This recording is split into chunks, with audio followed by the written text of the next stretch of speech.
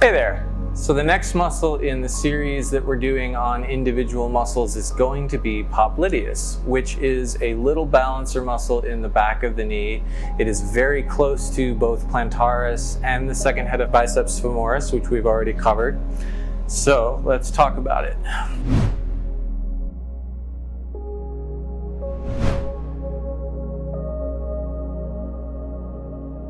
Okay. So Popliteus basically goes across the knee from here to here, and it attaches to the lateral epicondyle of the femur and comes across to the tibia. It doesn't go all the way, its fibula is over here.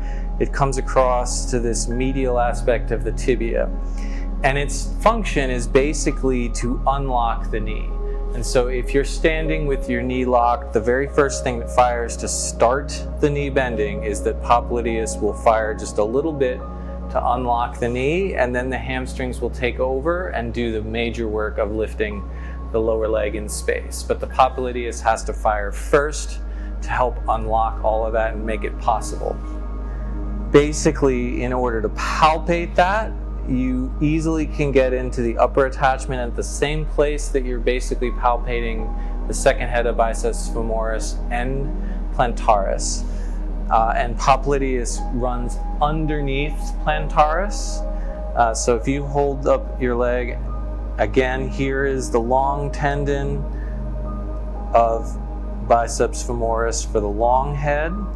Underneath that, you're going to get into this lateral aspect of the epicondyle of the femur, where you can get into, if you go more medial, you're going to get into the second head of biceps femoris. If you go a little bit more lateral, you're going to get to plantaris. If you go more distal and behind that, you're going to get into Popliteus. And then fascially, you can work across the back of the knee, but you have to be very, very shallow about your work. If you go deep here, you're running into major nerves and blood vessels. You don't want to do deep work in between these tendons here at all. But if you just lightly skate across the surface, you can really get into the feel of Popliteus. And it is extremely surface level work.